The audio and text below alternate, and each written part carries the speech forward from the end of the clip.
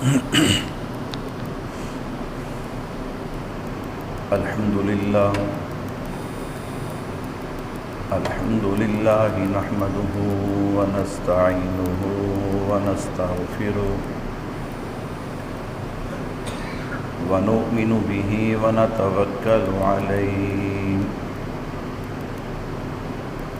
ونعوذ بالله من شرور أنفسنا ومن سيئات أعمالنا من يهده الله فلا مضل له ومن يضلله فلا هادي له ونشهد أن لا إله إلا الله وحده لا شريك له ونشهد أن سيدنا ومولانا محمدا عبده ورسوله أما بعد أعوذ بالله من الشيطان الرجيم بسم الله الرحمن الرحيم هو الذي أرسل رسوله بالهدى ودين الحق ليظهره على الدين كله ولو كره المشركون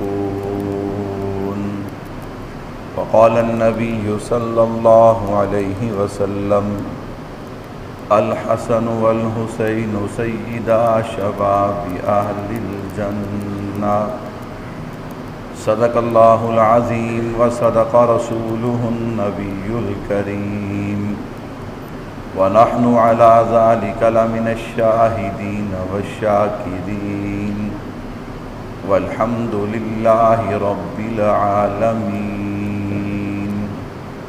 تمام حضرات درود پاک پڑھ لیں. اللهم صل علی محمد وعلى آل محمد كما صليت على إبراهيم وعلى آل إبراهيم إنك حميد مجيد.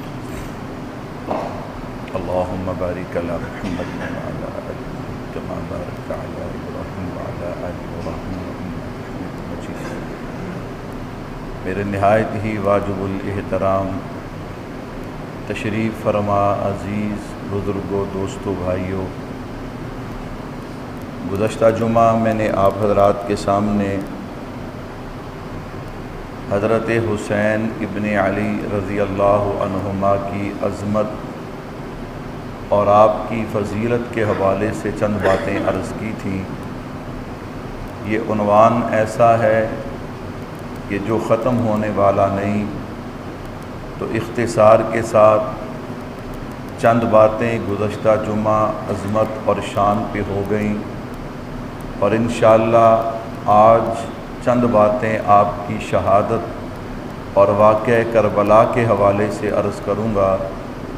اللہ سے دعا بھی ہے کہ سننے سنانے کے بعد اللہ ہمیں حق سچ کو قبول کرنے کی توفیق عطا فرمائے.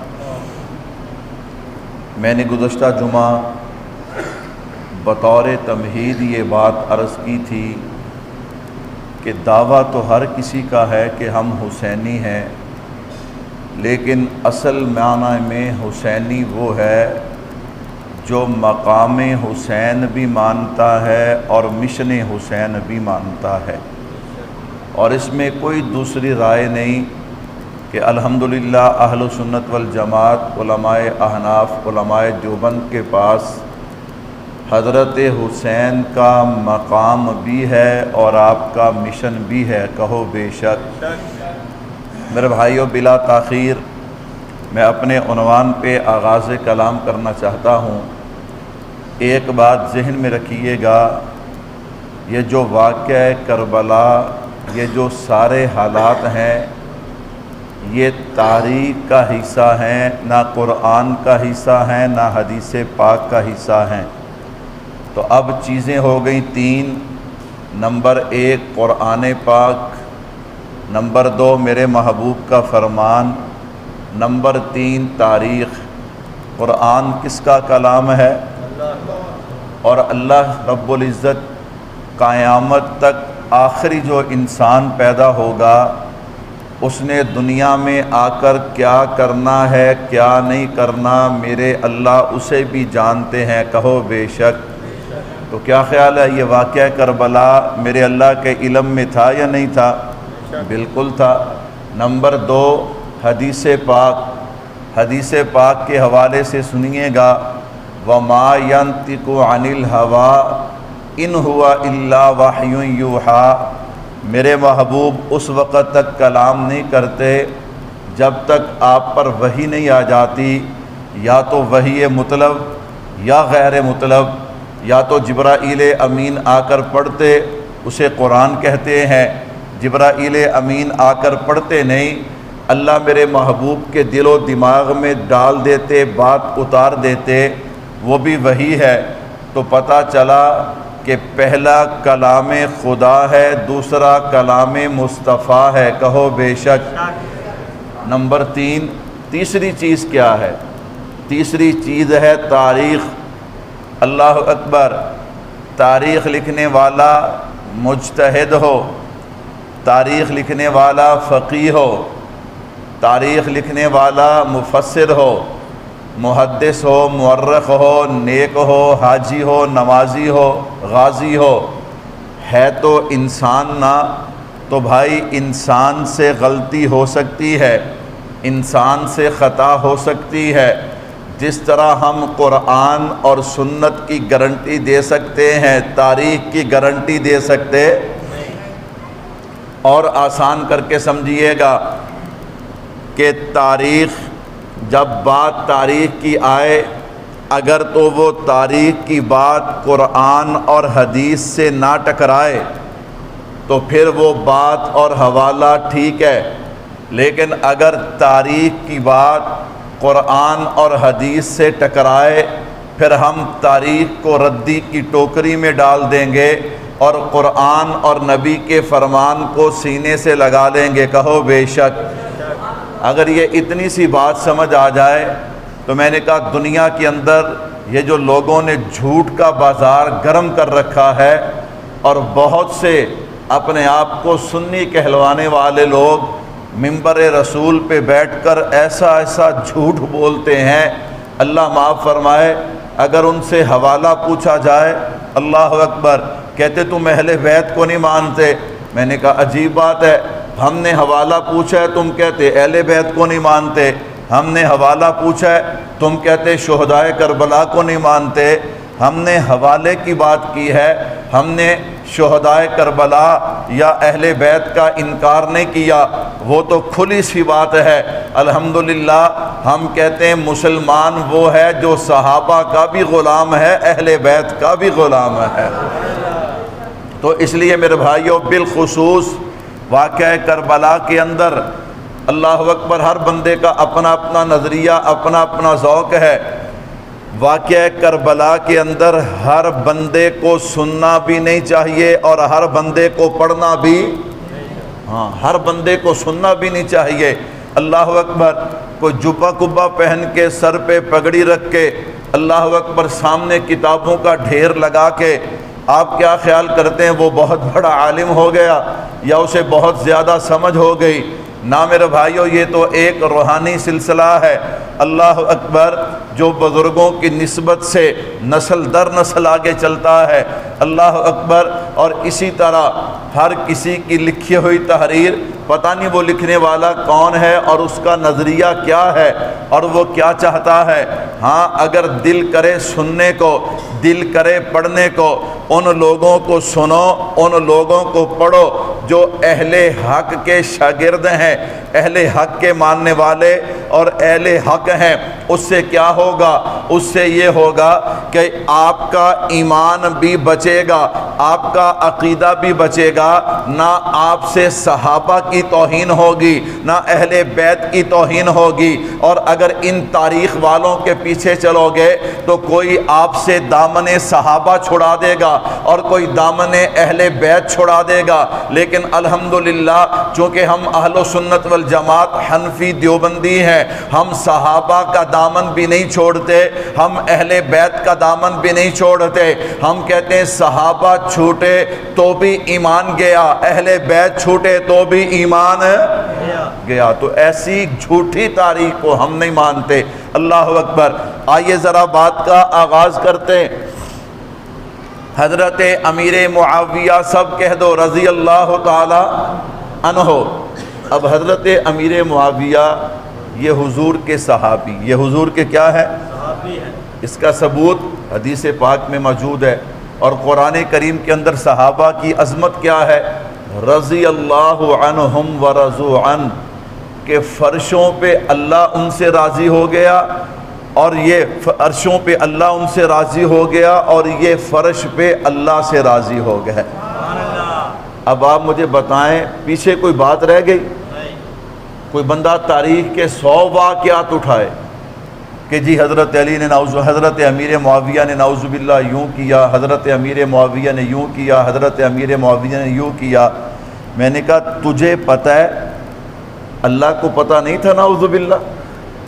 جب رب نے کہا رضی اللہ عنہم ورضوا عنہ، تو اللہ کو چاہیے تھا نا، اللہ اپنے محبوب کو فرماتے کہ کملی والے فلاں فلاں صحابی کا نام نکال دے، میں ان سے راضی نہیں، استغفر اللہ۔ اللہ نے کیا اعلان کیا؟ کملی والے جو بھی تیرا غلام بن گیا ہے میں نے اسے زمانے کا امام بنا دیا ہے۔ اب کیا کرو گے یہاں پہ؟ اور اگلی مزے کی بات، ایک ہے علم، پھر علم کے اوپر کیا ہے؟ عمل۔ کیوں علم پہلے کیوں ہے؟ پہلے علم ہوتا ہے پھر کیا ہوتا ہے؟ عمل۔ بزرگ فرماتے ہیں کہ جس علم پہ عمل نہ ہو اس علم کا کوئی فائدہ۔ آج کل لوگوں کے پاس بڑا علم ہے، بڑی تحقیق ہے، بڑی ریسرچ ہے، اللہ اکبر اللہ اکبر، پھر ساتھیوں کو کچھ عادت بھی ہوتی ہے نا، وہ ہمیں چھیڑتے ہیں، ہمارا مزاج دھیما ہے، ہم یہ فیس بک ہو گیا، واٹس ایپ ہو گیا، اس پہ یہ کون سی بات ہے؟ بات کرنی ہے تو سامنے بیٹھ کے بات کرو نا، پھر بات کرنے کا مزہ ہے۔ کچھ لوگوں کو چسکا ہوتا ہے، تو وہ ایک داڑھی منڈا، اس کا کلپ مجھے ایک بندے نے بھیجا، وہ بات کر رہا جی۔ اب وہ بات کیا کر رہا تھا نعوذ باللہ، اس کا خلاصہ یہ تھا کہ لوگوں نے قرآن کریم سمجھنا چھوڑ دیا۔ کیوں؟ مولویوں نے کہا جی اس کا پڑھنا بھی ثواب ہے۔ تو میں نے کہا دیکھو، کسی عالم نے آپ کو یہ کہا کہ قرآن نہ سمجھو؟ کسی عالم نے آپ کو یہ کہا کہ قرآن نہ سمجھو؟ ہم تو دعوت دیتے ہیں قرآن سمجھو، لیکن قرآن پڑھنا، اس پہ جو اجر و ثواب ہے اس کا کوئی انکار کر سکتا نہیں۔ تو میرے بھائیو دیکھیے نا کیسے کیسے لوگ دنیا کے اندر موجود ہیں۔ تو نمبر 1 علم، علم کے اوپر کھڑا ہے عمل، عمل کے اوپر ہے اخلاص۔ کیا مطلب؟ علم ہے لیکن اگر عمل نہیں تو پھر بھائیو یاد رکھنا اس علم کا کوئی فائدہ۔ اللہ اکبر۔ ایک علامہ صاحب ہیں جن کو دنیا طاہر القادری کہتی ہے، ان کے حالات دیکھیں، ابھی ان کے بچے کی شادی ہوئی ہے، میوزک چل رہا تھا۔ کیا چل رہا تھا؟ میوزک چل رہا تھا، پینٹ شرٹ پہنی ہوئی ہے، باپ نے بھی بیٹے نے بھی۔ عجیب بات ہے، علم تو ہے عمل نہیں ہے۔ اللہ اکبر۔ نمبر 3 علم بھی ہو عمل بھی ہو۔ پھر تیسری چیز ہے اخلاص۔ تیسری چیز کیا ہے؟ اخلاص، کہ اس علم اور عمل کی وجہ سے کون راضی ہو جائے؟ اللہ۔ یہ نہیں کہ لوگ واہ واہ کریں، ہاں لوگ واہ واہ کرتے ہیں تو کرتے جائیں، اللہ اکبر، لیکن آپ کی نیت کیا ہونی چاہیے؟ کون راضی ہو جائے؟ وہ تو حدیث پاک میں آتا ہے کہ جب اللہ کسی بندے سے محبت کرتے ہیں پھر جبرائیل امین کو فرماتے ہیں، پھر وہ جو 8 فرشتے ہیں حاملین عرش وہ ان کو فرماتے ہیں، پھر وہ 7 آسمانوں پہ، پھر 7 زمینوں پہ اعلان ہوتا ہے، یہاں تک کہ سمندر اور جنگل میں رہنے والے جانور حیوان بھی اس بندے سے محبت شروع کر دیتے ہیں۔ میں نے کہا یہ تو کوئی مسئلہ نہیں ہے، لیکن اپنی نیت کیا ہونی چاہیے؟ کون راضی ہو جائے؟ بھائیو علم، عمل، اخلاص۔ اب ان تینوں چیزوں کے اوپر ایک چیز اور کھڑی ہے جسے کہتے ہیں صحبت مصطفیٰ صلی اللہ علیہ وسلم۔ علم، عمل، اخلاص، یہ تینوں مل جائیں، اللہ اکبر۔ میں نے کہا آقا علیہ الصلوۃ والسلام سے جب سے آپ نے اعلان نبوت فرمایا صحابہ کے بعد جو لوگ ہیں ان سے لے کے قیامت تک سب کے علم عمل اخلاص کو جمع کر لو تو مقام صحبت کا مقابلہ نہیں ہو سکتا۔ اس لیے ہم کہتے ہیں بھائیو یہ جو صحابہ کو مقام ملا ہے نہ علم کی وجہ سے نہ عمل کی وجہ سے نہ تقوی طہارت نہ اخلاص کی وجہ سے، انہیں جو مقام ملا ہے نا یہ نبی کی صحبت کی وجہ سے ملا ہے۔ نہ یہ علم سے ختم ہوتا ہے نہ عمل سے ختم ہوتا ہے نہ تقوی طہارت سے ختم ہوتا ہے۔ اور تمہارے سارے اعتراض تمہارے منہ پہ ہیں، کیوں؟ صحابی نہ علم سے بنتا ہے نہ عمل سے بنتا ہے نہ تقوی طہارت سے بنتا ہے، صحابی بنتا ہے تو صحبت مصطفیٰ سے بنتا ہے۔ اس لیے تمہارے بک بک کرنے کا فائدہ ہی کوئی نہیں، جو صحابہ پہ اعتراض کرتے ہو تمہارے کہنے سے کیا ہوگا؟ خیر، حضرت امیر معاویہ سب کہہ دو رضی اللہ تعالیٰ عنہ، آپ کا آخری وقت ہے، آپ نے سفر فرمائے، یہ واقعہ بہت لمبا ہے، میں صرف اختصار کے ساتھ خلاصہ سناؤں گا، بات انشاءاللہ سمجھ آ جائے گی۔ آپ نے سفر فرمایا مکہ مکرمہ کا بھی مدینہ منورہ کا بھی، جب آپ کا آخری وقت آیا نا آپ نے یزید کو بلایا، یزید کو بلا کے وصیت کی، کہا یزید میں دیکھ رہا ہوں وہ لوگ جنہوں نے مجھے اور حضرت علی کو جنگ صفین اور جنگ جمل میں آمنے سامنے کر دیا تھا، وہ لوگ جنہوں نے حضرت علی کو شہید کیا، وہ لوگ جنہوں نے حضرت حسن کو زہر دیا، عبداللہ ابن سبا کی پالٹی، فرمایا میں دیکھ رہا ہوں وہ لوگوں کو ابھاریں گے اور حضرت حسین کو تیرے مقابلے میں لائیں گے، تیرے مقابلے میں کیا کریں گے؟ لائیں گے، لیکن اللہ اکبر تو حسین کی عزت عظمت وقار کا خیال رکھنا، کیوں؟ اس روئے زمین پہ سب سے زیادہ احترام کے لائق ہیں تو نبی کے نواسے ہیں۔ اب آپ مجھے بتائیے اس سے بہترین کوئی وصیت ہو سکتی ہے؟ اس سے بہترین کوئی وصیت نہیں ہو سکتی۔ اب دیکھیے گا ایک بات کھلی کھلی ذہن میں رکھیے گا، ہم دیوبند والے حضرت امیر معاویہ رضی اللہ تعالیٰ عنہ کے وکیل ہیں، یزید کے وکیل ہم یزید کے وکیل نہیں ہیں۔ اللہ اکبر۔ اب یہاں پہ فوراً سوال پیدا ہوتا ہے، کہتا مولوی صاحب پہلا اعتراض تو یہ ہے کہ حضرت امیر معاویہ رضی اللہ تعالیٰ عنہ نے یہ جو اپنی جگہ اپنے بیٹے یزید کو نامزد کیا، یہ کیوں کیا؟ میں نے کہا تمہیں تکلیف کیا ہے؟ تمہیں تکلیف کیا ہے؟ اللہ اکبر۔ کہنے لگا جی یہ غلط کیا۔ میں نے کہا میں یہی تو پوچھ رہا ہوں غلط کیسے کیا؟ اخلاقی طور پہ غلط کیا یا شرعی طور پہ غلط کیا؟ اب کوئی جواب نہیں، کہتا جی ایسا نہیں ہونا چاہیے۔ میں نے کہا یاد رکھنا حضرت امیر معاویہ رضی اللہ تعالیٰ عنہ نے خود نہیں کیا، بلکہ اس ہستی کے نقش قدم پہ چلتے ہوئے کیا جن کے بارے میں میرے محبوب نے فرمایا تھا انا دار الحکمت و علی بابوہا، جن کے بارے میں میرے محبوب نے فرمایا تھا اقضاہم علی، اور دنیا والوں میری امت میں سب سے بہتر فیصلہ کرنے والے حضرت علی رضی اللہ تعالیٰ عنہ ہیں۔ میں نے کہا بھائی ہم تو پیر علی کے غلام ہیں، فیصلے علی کرتے جاتے ہیں اور سنی مانتے جاتے ہیں۔ میں نے کہا تمہاری تو عادت ہے، تم تو حضرت علی کے فیصلے مانتے ہی نہیں، تم تو حضرت علی کے فیصلے تمہاری تو عادت ہے، اور جس بندے کی عادت ہو اسے تو کوئی فرق نہیں پڑتا نا۔ اللہ اکبر۔ کہنے لگا مولوی صاحب کیا مطلب؟ میں نے کہا صدیق اکبر خلیفہ اول بنے تو تصدیق کس نے کی ہے؟ بولو بھائی، کیوں؟ قاضی آپ تھے، قاضی آپ تھے، آپ نے آپ کے ہاتھ پہ بیعت کی ہے، آپ کے پیچھے نمازیں پڑھی، خلیفہ دوم فاروق اعظم، خلیفہ سوم حضرت عثمان۔ میں نے کہا تینوں کے دور میں قاضی بھی آپ ہیں، تینوں کے پیچھے نمازیں پڑھ رہے ہیں، بیعت کر رہے ہیں، تو میں نے کہا میرے محبوب نے کیا فرمایا؟ اقضاہم علی، ابو بکر و عمر عثمان و علی، یہ چاروں خلیفہ، یہ جو ترتیب ہے، میں نے کہا اس ترتیب پہ بھی مہر ہے تو پیر علی کی ہے، کہو سبحان اللہ۔ اور جو پیر علی کی مہر اور فیصلہ نہ مانے، اللہ اکبر۔ یہاں بھی حضرت علی رضی اللہ تعالیٰ عنہ کی شہادت کے بعد ان کی جگہ پہ ان کے بیٹے حضرت حسن آئے رضی اللہ تعالیٰ عنہ۔ میں نے کہا اگر باپ کے بعد بیٹا نہیں آ سکتا تو پھر حضرت حسن آئے نا۔ جب حضرت حسن آئے تو پتہ چل گیا انا دار الحکمت و علی بابوہا، اللہ اکبر، اقضاہم علی، حضرت علی جیسی ہستی فیصلہ کر رہی ہے، تو جب حضرت علی پہ سوال نہیں تو پھر امیر معاویہ پہ بھی سوال۔ ایک سوال ختم ہو گیا۔ نمبر 2، حضرت امیر معاویہ کا انتقال ہو گیا، آپ کی وفات ہو گئی۔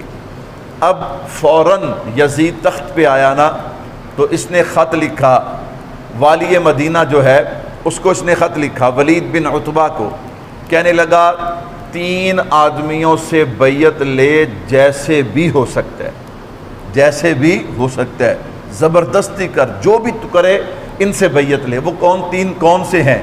نمبر 1 حضرت حسین رضی اللہ تعالیٰ عنہ، حضرت ابن زبیر رضی اللہ تعالیٰ عنہما، حضرت ابن عمر رضی اللہ عنہما، ان 3 آدمیوں سے بیعت لے۔ خط آ گیا، ولید نے خط پڑھا، اس نے مروان کو بلایا۔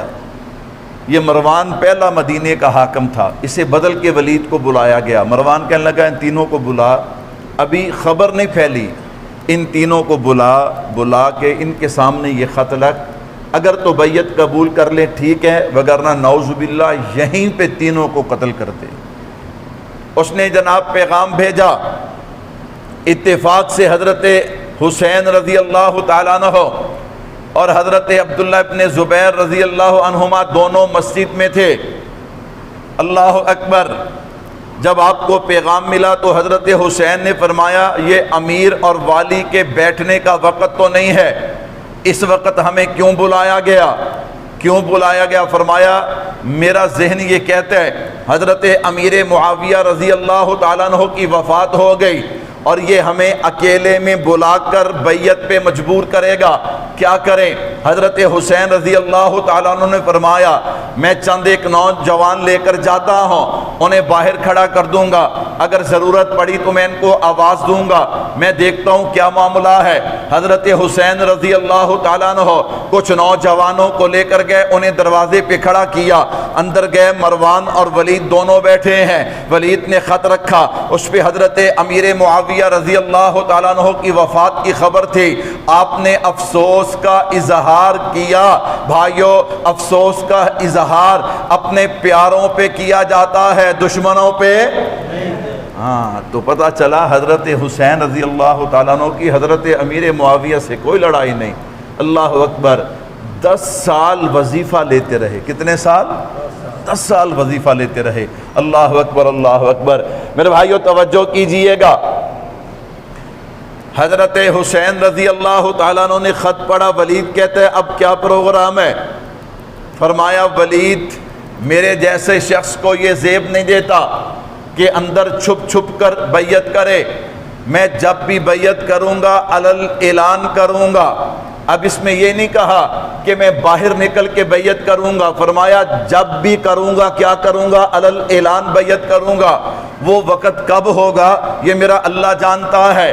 اس نے کہا جی بہت اچھا۔ آپ اٹھے جانے لگے۔ مروان کہتا ہے ولید آج اگر حسین تیرے ہاتھ سے نکل گیا نا، اللہ اکبر، دوبارہ تیرے ہاتھ نہیں آئے گا، یہیں پہ ان کو قتل کر دے یا ان سے بیعت لے لے۔ ولید آگے سے کہتا ہے مروان کیسی غلط باتیں کرتا ہے، یہ تو ایک مدینے کی گورنری ہے، اگر مجھے یزید اس کے بدلے میں پوری دنیا کی حکومت دے میں پوری دنیا کی حکومت کو ٹھوکر ماروں گا، لیکن نواسہ رسول کو شہید نہیں کروں گا، اس لیے کہ قیامت والے دن جس کی گردن پہ نواسہ رسول کا خون ہوگا اسے اللہ معاف نہیں کرے۔ حضرت حسین چلے گئے رضی اللہ تعالیٰ عنہ۔ آپ بھی راتوں رات آپ نے بھی مدینہ منورہ چھوڑا، اسی طرح حضرت ابن عمر نے بھی چھوڑا، ابن زبیر نے بھی چھوڑا، مکہ مکرمہ آ گئے۔ جب مکہ مکرمہ آئے اب بات کھل گئی۔ جب بات کھلی نا تو کوفہ سے 150 خط آئے حضرت حسین کو. کتنے خط آئے جی؟ 150. آج کے زمانے میں تو 150 خط کی کوئی اہمیت نہیں ہے نا. اس زمانے میں جب ایک خط ہی بڑی اہمیت کا حامل تھا، اس وقت 150 خطوں کا آنا، اور پھر ایک خط پہ کئی آدمیوں کے نام، اور پھر کچھ وفود بھی آئے، آپ ہمارے پاس آئیں، ہم یزید کو قبول نہیں کرتے، ہم اس کی بیعت قبول نہیں، ہم آپ کی بیعت کریں گے. حضرت حسین رضی اللہ تعالیٰ عنہ نے جب ان حالات کا جائزہ لیا، اب یہاں ایک بات اور سمجھنے والی ہے. آخر حضرت حسین نے یزید کی بیعت کا انکار کیوں کیا؟ اصل وجہ یہ سمجھنے والی ہے میرے بھائیوں. کوئی حکومت کا مسئلہ نہیں تھا، کوئی تخت کا مسئلہ نہیں تھا. اصل میں یزید پلید تھا. یزید کیا تھا؟ کہہ دے کچھ نہیں ہوتا. یزید کیا تھا؟ یزید پلید تھا. اللہ اکبر. یزید شرابی تھا. یزید نماز بھی چھوڑتا تھا، شریعت کے احکامات کو توڑتا تھا، من مرضی کرتا تھا. اللہ اکبر. اور پھر گانے کا اتنا رسیہ تھا نا کہ ہر وقت گانے بجانے والی ایک عورتوں کی جماعت، اللہ اکبر، اس کے ساتھ رہتے تھی. ایسے ہی ہے جیسے ہماری جیب میں ٹچ موبائل ہے. ہاں جی، جدوں دل کرے کٹ کے سن لو. ہاں جی، اللہ اکبر اللہ اکبر. باتیں کرنی آسان ہے، عمل بہت مشکل ہے. میرے بھائیو توجہ کیجئے گا. تو یہ سارے معاملات تھے. اس لیے یزید ایک فتنہ تھا. یزید کیا تھا؟ حضرت حسین سمجھتے تھے اپنی حکمت اور بصیرت سے یہ میرے نانا کے دین کا حلیہ بگاڑے گا، من مرضی کرے گا، میں اسے کرنے نہیں دوں گا. یزید میں جان تو دے دوں گا لیکن اپنے نانا کے دین پہ آنچ آنے نہیں دوں گا. پھر سوال پیدا ہوتا ہے، جب حضرت امیر معاویہ کو ان باتوں کا علم تھا تو ایسے بیٹے کو ولی عہد کیوں بنایا؟ اللہ اکبر. میں نے کہا جواب سنیے گا. محمد بن حنفیہ رحمۃ اللہ علیہ یہ حضرت حسین کے بھائی ہیں، حضرت علی کے بیٹے ہیں، حضرت فاطمۃ الزہرا کے بطن سے نہیں رضی اللہ تعالیٰ عنہ، اور نکاح سے ہیں. وہ فرماتے ہیں کہ جب تک حضرت امیر معاویہ زندہ تھے یزید کے یہ معاملات کھلے نہیں تھے، اس کی یہ حرکتیں کھلی نہیں تھیں. اللہ اکبر. حضرت امیر معاویہ کی وفات کے بعد اس کے یہ سارے معاملات منظر عام پہ آئے تو بھائیو اس میں حضرت امیر معاویہ کا کیا قصور ہے؟ اللہ اکبر. تو اب سمجھ آئی نا کہ حضرت حسین رضی اللہ تعالیٰ عنہ آپ کیوں اس کے مقابلے میں آئے؟ یزید فتنہ تھا. ساری باتوں کا خلاصہ نکالو تو یزید کیا تھا؟ فتنہ تھا. اور حضرت حسین فتنے کا راستہ روکنا چاہتے تھے. کہو بے شک. میں نے دعویٰ کیا تھا ہم مقام والے بھی ہیں، ہم مشن والے بھی ہیں. ہم کیا ہیں؟ ہم مقام والے بھی ہیں، ہم مشن والے بھی ہیں. کہتا جی مشن والے کیسے؟ مقام والے تو ٹھیک ہے، حضرت حسین کی عظمت، شان، رفعت، بلندی، آپ مشن والے کیسے ہیں؟ میں نے کہا سنو بھائیو، حضرت حسین کا مشن کیا تھا؟ فتنے کے سامنے بند باندھنا، فتنے کو روکنا، فتنے کا مقابلہ کرنا. اللہ اکبر. میں نے جو قرآن کریم کی آیت پڑھی ہے نا، هو الذی ارسل رسولہ بالہدی ودین الحق لیظہرہ علی الدین کلہ. تمام نبیوں کو حکم یہ تھا کہ تم اپنے اپنے دین کی تبلیغ کرو، لیکن میرے محبوب کو ختم نبوت کی وجہ سے حکم یہ ہے کہ آپ نے تبلیغ نہیں کرنی، آپ نے اپنے دین کو دینوں پہ کیا کرنا ہے؟ میرے بھائیو ذرا توجہ کیجئے گا. دینوں کو دینوں پہ غالب کرنا ہے. غلبہ دین کے لیے 4 چیزوں کا ہونا ضروری ہے. اللہ اکبر. نمبر 1 تکمیل دین، نمبر 2 تمکین دین، نمبر 3 تدوین دین، نمبر 4 تطہیر دین. میں نے کہا تکمیل دین کا کیا معنی؟ جب تک دین مکمل نہیں ہوگا اس وقت تک غلبہ نہیں ہوگا. الیوم اکملت لکم دینکم واتممت علیکم نعمتی. یہ اعزاز حاصل ہے تو ہمارے دین کو اب دین مکمل ہو گیا۔ ایک شرط ہو گئی، تمکین کسے کہتے ہیں کہ پوری دنیا میں وہ دین پھیل جائے۔ کیا خیال ہے صحابہ نے پوری دنیا میں دین پھیلایا کہ نہیں پھیلایا؟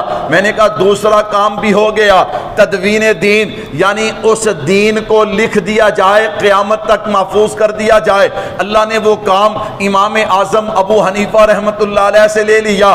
اب چوتھا کام بچا جسے کہتے ہیں تطہیر دین۔ کیا مطلب؟ جیسے یزید دین کا حلیہ بگاڑنا چاہتا تھا، دین میں فتنہ کھڑا کرنا چاہتا تھا، اللہ اکبر، حضرت حسین ڈٹے نا، ایسے ہی ایک جماعت ہر زمانے میں ایسی چاہیے تھی کہ اگر کوئی دین کے اندر فتنہ کھڑا کرتا، اگر دین کو بدلنے کی کوشش کرتا تو وہ جماعت دلائل کے ساتھ اس کا مقابلہ کرتی، اور دلائل کے ساتھ مقابلہ کرتے ہوئے اگر اسے گھر بار جان ہر چیز لوٹانی پڑتی وہ لوٹا دیتی۔ ہر صدی کے اندر یہ سلسلہ جاری رہا، ہر صدی کے اندر کبھی حضرت مجدد کی شکل میں، کبھی جناب والا حضرت احمد علی حضرت، کبھی امام احمد بن حنبل کی شکل میں، کبھی امام ابو حنیفہ، کبھی امام مالک کی شکل میں یہ سلسلہ جاری رہا۔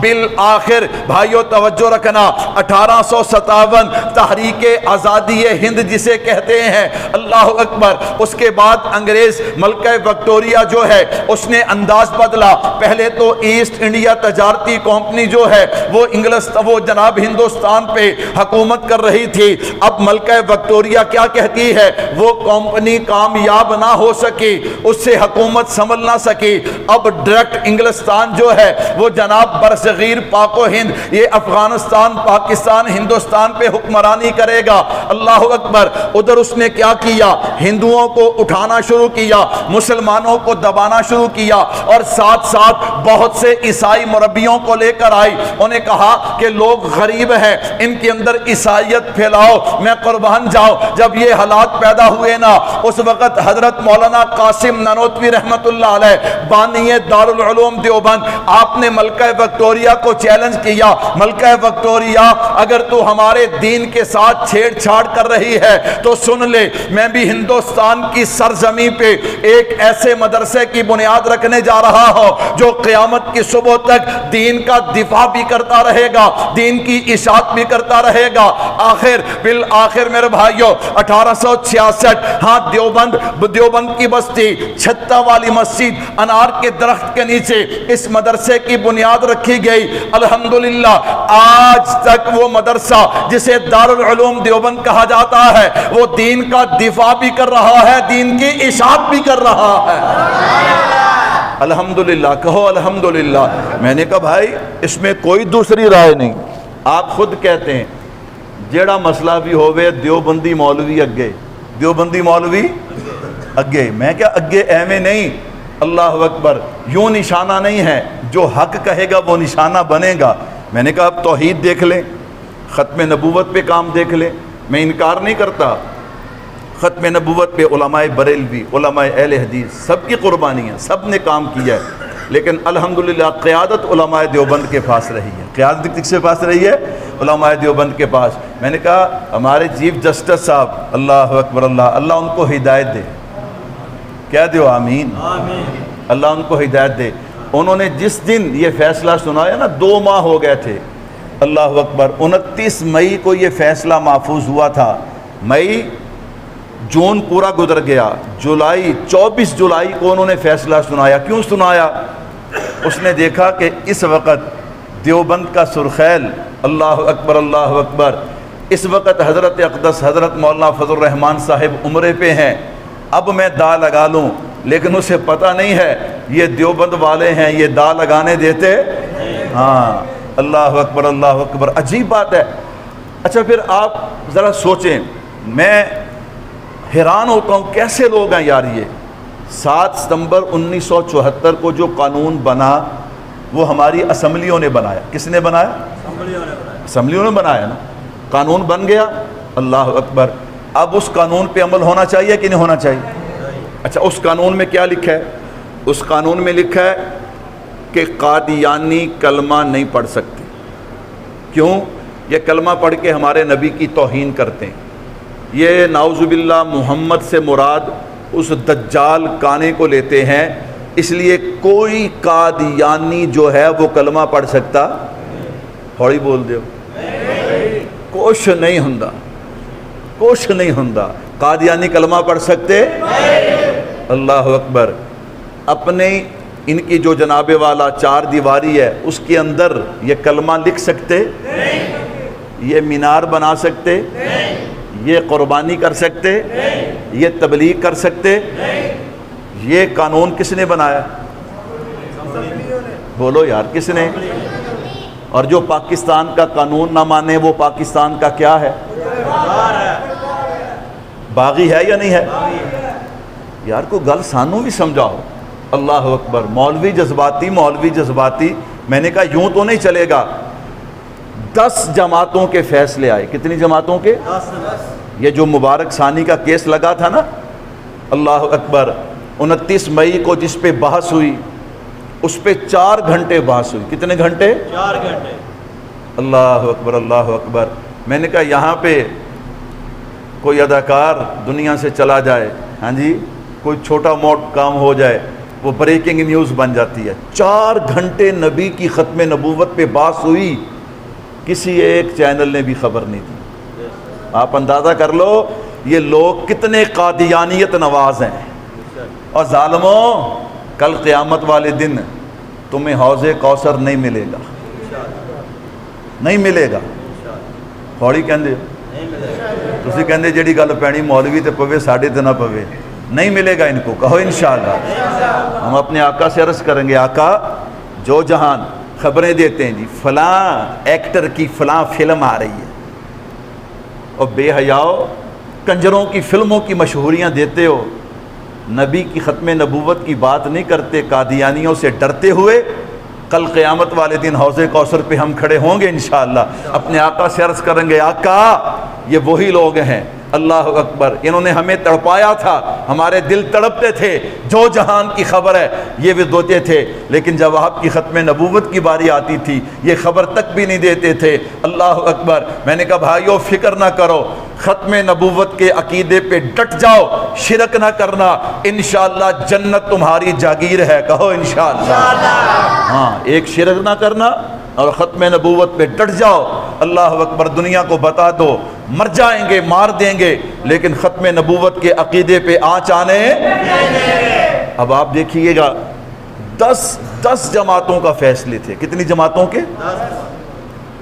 ان میں بریلوی، دیوبندی، اہل حدیث، اہل تشیع، دعوت اسلامی، جماعت اسلامی، سب جماعتیں، 9 جماعتیں، ان کا ایک ہی فیصلہ تھا کہ 7 ستمبر 1974 کو جو قانون بدلا ہے ہم اس پہ آنچ آنے دیں گے نہیں۔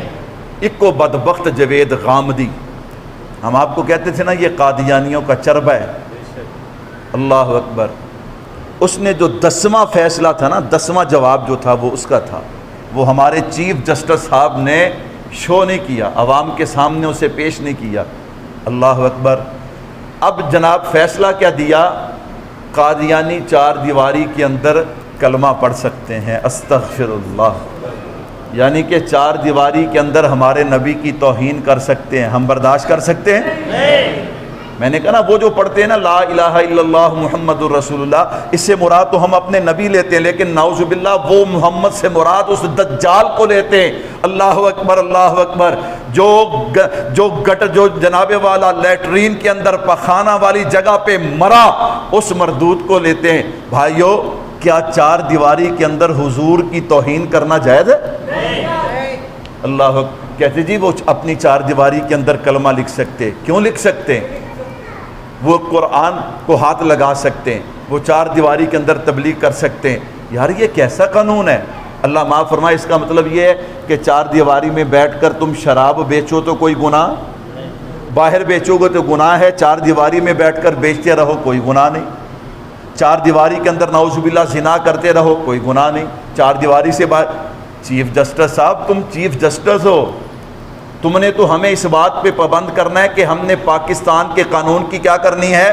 پاسداری کرنی ہے، اور تم ہی دھجیاں اڑا رہے ہو، تم ہی دھجیاں اڑا رہے ہو، اور پھر محب وطن کی سند تم ہمیں دو گے۔ میں نے کہا جاؤ، ہمیں تجھ سے سند لینے کی ضرورت نہیں ہے، ہم پیدا بھی اس ملک میں ہوئے ہیں، ہم نے زندگی بھی یہاں گزاری ہے، ہم مریں گے بھی یہاں، دفن بھی یہاں ہوں گے، کہو بے شک۔ اس سے بڑی کوئی سند ہے؟ اللہ اکبر۔ پتہ چلا ہے کہ جناب 1.25 مہینے کی چھٹی پہ باہر چلے گئے۔ کہاں چلے گئے؟ آندیاں لٹیر ہو جانا ہے، سامان پہلے بار پہنچ جانا ہے، باقی ساری زندگی کتنے گزارنی ہے؟ اللہ اکبر۔ لوگوں کچھ تو پہچانو، کچھ تو یار بیدار ہو جاؤ، کچھ تو قوم بنو۔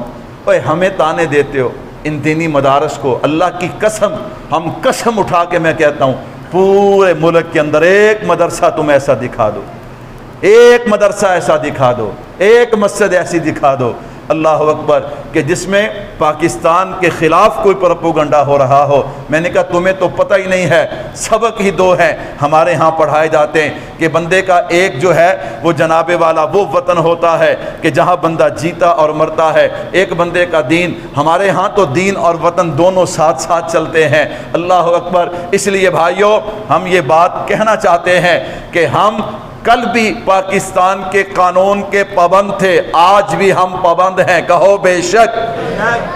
اب مجھے سب کے نام تو نہیں آتے، لیکن اللہ جزائے خیر دے، اللہ جزائے خیر دے۔ سب سے پہلے میں نے کہا اللہ کروڑوں کروڑوں کروڑوں اربوں خربوں رحمتیں نازل کرے ذوالفقار علی بھٹو شہید رحمت اللہ علیہ کی قبر پہ۔ کہہ دیو آمین۔ وہ سیاست نو چھڈو، انہیں اپن ہوگے کی دیتا تے کی دینا ہے، ایمان بچاؤ ایمان، کہہ دیو آمین۔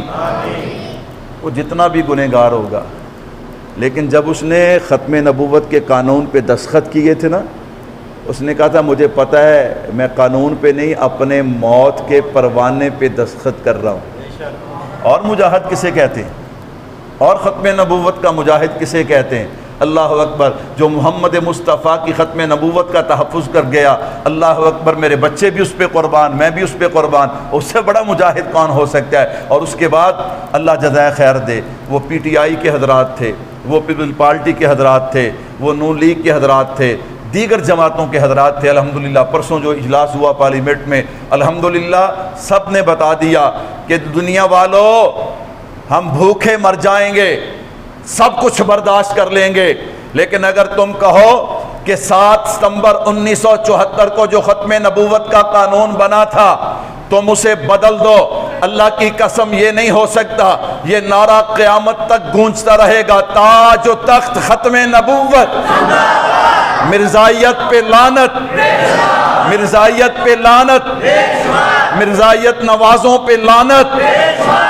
ہم اپنے آقا کے تھے، ہیں، رہیں گے، ہم اپنے آقا کے تھے، ہیں، رہیں گے انشاءاللہ۔ اب چونکہ وقت ہو گیا ہے، میں یہیں سے اگلے جمعے شہادت پہ بھی بات کروں گا۔ اللہ پاک مجھے اور آپ کو ان پہ عمل کی توفیق عطا فرمائے۔ ایک چھوٹی سی بات میرے بھائیوں، گزشتہ جمعہ اللہ آپ کو جزائے خیر عطا فرمائے، کتنے نام آئے تھے ماشاءاللہ جی؟ 13 نام آئے تھے۔ ہمیں 50 نام چاہیے، کتنے نام چاہیے؟ لیکن آج میں آسانی کر دیتا ہوں، چلو 1000 والے نہیں، 500 والے بھی، چلو جی 500 میں پہلا میرا نام لکھ لو، پھر انشاءاللہ کام شروع ہوگا جی۔ مصلی سے شروع کرتے ہیں، یہ ہر مہینے، یہ نہیں کہ بس ایک دفعہ آپ نے دے دیا ختم کر، ہم نے انشاءاللہ ہم نے اپنے اس کام کو آگے بڑھانا ہے انشاءاللہ۔ ہم نے اپنی مسجد کے نظم کو، ہم نے اپنی مسجد کو، اپنے مدرسے کے نظم کو انشاءاللہ آگے بڑھنا، مضبوط کرنا ہے۔ میرا کوئی ساتھی ناراض ہے نا، مسجد کا کوئی نمازی اگر ناراض ہے آپ مجھے بتائیں، میں چل کے اس کے گھر جاؤں گا، میں اپنی پگڑی اس کے سر میں رکھوں، اس کے پاؤں میں رکھوں گا، بھائی کہ ناراضگی دور کر، یہ اللہ کا گھر ہے، اس سے یار کیسی ناراضگی؟ اللہ اکبر۔ کیا خیال ہے، مسجد کو آباد کرنا چاہیے کہ نہیں کرنا چاہیے؟ چھوٹی چھوٹی باتیں بھائی ہو جاتی ہیں، گھروں میں بھی ہو جاتی ہیں، ناراضگیاں دور کریں انشاءاللہ۔ ہم نے اپنے مدرسے کو بھی آگے بڑھانا ہے، ہم نے اپنی مسجد کو بھی آگے بڑھانا ہے۔ ذرا ہمت کیجئے گا، نام پورے کیجئے، اللہ آپ کو جزائے خیر دے۔ مہینے بعد جو ساتھی 500 1000 دے سکتا ہے وہ اپنا نام لکھائے، موبائل نمبر بھی لکھائیں، اللہ آپ کو جزا دے۔ یہ ادھر سے بھی آپ لیں، ہمت فرمائیں، بے ہمت فرمائیں یار، 500 1000 مہینے بعد کوئی زیادہ نہیں انشاءاللہ۔ اس کی برکات آپ اپنے کاروبار میں، اپنے رزق میں، اپنی تنخواہ میں آپ اس کے برکات دیکھیں گے انشاءاللہ۔ ہمت فرمائیں، ہمت۔ ٹائم ہو گیا ہے، تاکہ ٹائم بچائیں، پھر اللہ آپ کو جزائے خیر دیں۔ آ جائیں ماشاءاللہ۔ نقد نہیں ہے تو نام لکھوا دیں۔